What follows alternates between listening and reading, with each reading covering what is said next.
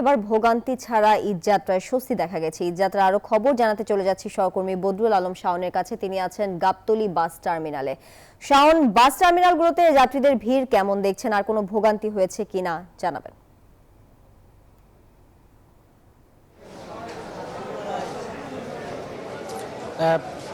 ধন্যবাদ তানিয়া। আমি এই মুহূর্তে গাবতলী বাস স্ট্যান্ডে রয়েছি।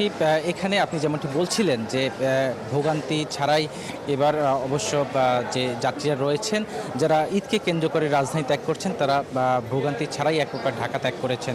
তবে আমরা কিন্তু সেই চিরচেনা রূপ, অর্থাৎ ঈদকে কেন্দ্র করে যে গাবতলী বাস স্ট্যান্ড বা ঢাকা শহরের অন্যান্য বাস স্ট্যান্ডগুলোতে যে উপচে পড়া ভিড় থাকে কাউন্টারগুলোকে কেন্দ্র করে, সেই ভিড় আমরা কিন্তু এবার দেখতে পাইনি। একেবারেই যাত্রী নেই এটা বলা যায়, কারণ সকাল থেকেই আমরা ঢাকা শহরের বিভিন্ন বাস স্ট্যান্ডগুলো ঘুরে দেখেছি।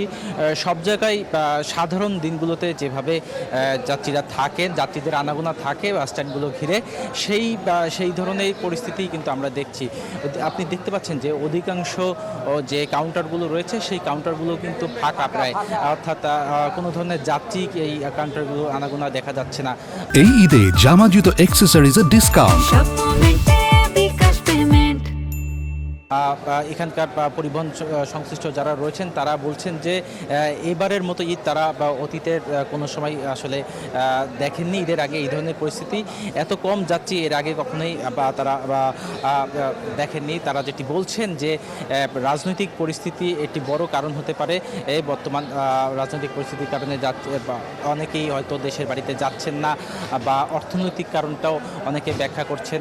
তবে এই গাবতলী বাস স্ট্যান্ডে কিছুক্ষণ আগেই কিন্তু স্বরাষ্ট্র উপদেষ্টা এসেছিলেন। তিনি যেটি বলছেন যে সরকারের বিশেষ ব্যবস্থাপনায় কিন্তু এই বছর ঈদকে কেন্দ্র করে যাত্রীদের যে সমাগম, সেই সমাগমের উপচে পড়া ভিড় আসলে নেই।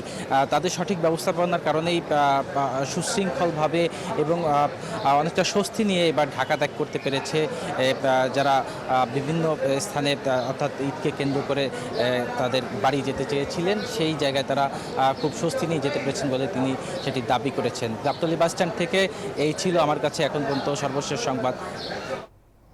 শাওন, আপনাকে ধন্যবাদ।